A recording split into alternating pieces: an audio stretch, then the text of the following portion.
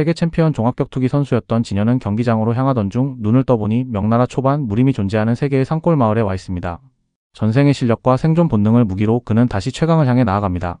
오늘은 최뚝 작가님의 나는 이렇게 무림 최강이 되었다 라는 작품을 기록하겠습니다. 총 250화 분량에 저는 80화까지 읽었습니다.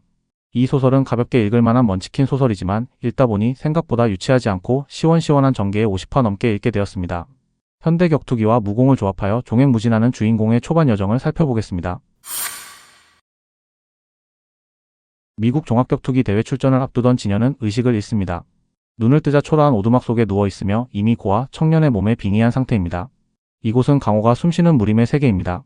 3년 동안 객잔 점소이로 살아가던 그는 진상 손님이 시비를 걸자 전생에서 갈고 닦은 격투기로 제압합니다. 팔 관절을 꺾고 중심을 무너뜨리는 공격에 손님은 바닥에 나뒹굽니다. 다음날 그 손님이 지방 유력가의 공자임이 밝혀집니다. 총괄은 공자의 체면을 세워달라며 공자가 이긴 것으로 해줄 것을 제안합니다. 조건은 은화 20냥과 마을을 떠나는 것입니다. 진현은 주인의 만류에도 이를 수락합니다. 그는 무림맹 시험에 응시하기 위해 무안으로 향합니다. 무안까지 가기 위해 그는 무은표국의 쟁자수 모집에 지원합니다. 체력 시험에서 효율적인 지문방과 빠른 벽돌 쌓기로 표두허에는 그를 눈여겨보고 표행에 합류시킵니다. 그날 밤 허표두는 진현에게 같은 쟁자수 홍풍과의 대련을 제안합니다. 홍풍과의 대련에서 진현은 체중 이동과 각도 조절, 리듬 파괴를 완벽히 구사합니다. 검을 휘두르기 전 사선으로 파고들어 중심을 무너뜨립니다. 연속된 로우킥으로 하체를 마비시키고 회전 발차기로 마무리합니다. 홍풍이 뒤로 나가 떨어지자 허표두는 은하 1냥을 건넵니다. 무안에 도착한 후 허표두는 진현에게 무은표국 중급 증표를 건네며 무림맹시가 맞지 않으면 표국에 올 것을 권유합니다. 무관을 찾던 중 그는 신규 개업한 설가무관을 발견합니다. 상담에 나온 인물은 귀여운 외모의 설류로 알고 보니 감숙성 명문세가 감숙설가 가주의 셋째 딸이자 전 무림맹 상급대원 출신 사범이었습니다. 설류는 우선 진현의 전투 감각을 테스트하겠다며 대련을 제안합니다. 대련이 시작되자 진현은 전생에서 갈고 닦은 채술로 설류의 회피 동선을 읽어 발차기를 시도해 놀라게 합니다. 설류는 내공 없이 방어로 전환하며 진지하게 맞서고 진현은 강호의 무인과 맞붙는 짜릿함에 흥분합니다. 테스트 후 설류는 진현의 감각을 높게 평가하며 등록을 권유합니다. 하지만 진현이 다른 무관도 보고 싶다고 하자 설류는 가문의 비전무공 설원검법을 시연합니다. 그녀는 첫 회원이 되어달라며 단기간 중급 시험 합격을 보장하고 특혜 조건을 제시합니다. 홍보 효과를 노린 설류의 제안에 진현은 등록을 결심합니다. 등록 후 진현은 설류 소개로 무관 근처의 집을 저렴하게 얻고 첫날부터 단전 형성을 위한 삼재신법 수업을 받습니다. 설류는 진기를 유도해 단전의 기초를 잡아주려 하지만 진현이 그녀의 내공을 그대로 흡수해버리는 특이 현상이 발생합니다. 그녀는 진현이 전례 없는 특이 체질일 가능성이 크다고 판단합니다. 설류가 진맥하자 하루 만에 단전이 형성된 것을 확인합니다.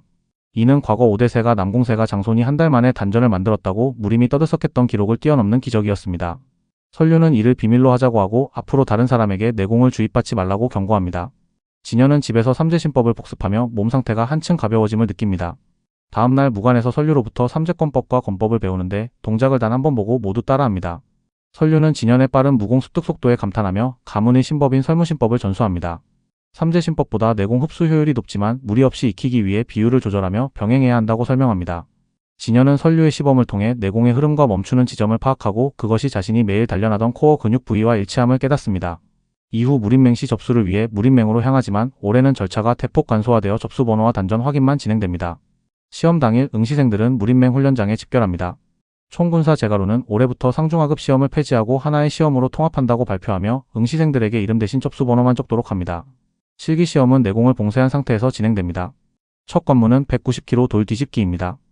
이후 외줄타기 37kg 돌을 메고 달리기, 목검 200회 휘두르기를 3회 반복합니다. 진현은 안정적으로 통과합니다.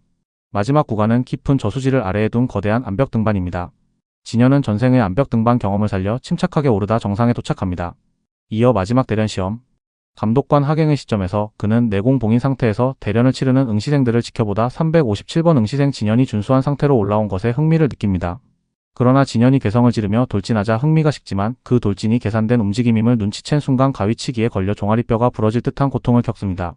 자존심 때문에 버티다 결국 내공을 써버리고 진현은 기절합니다. 이후 필기시험장으로 돌아온 진현은 맹주가 밝힌 대련의 진짜 승리 조건 감독관에게 내공을 쓰게 만드는 것을 듣고 자신이 유일한 만점자임을 깨닫습니다. 줄거리는 여기까지 소개하겠습니다. 현대 격투기와 무공의 접합을 통해 무림을 평정할 진현의 여정이 이제 막 시작되었습니다. 감사합니다.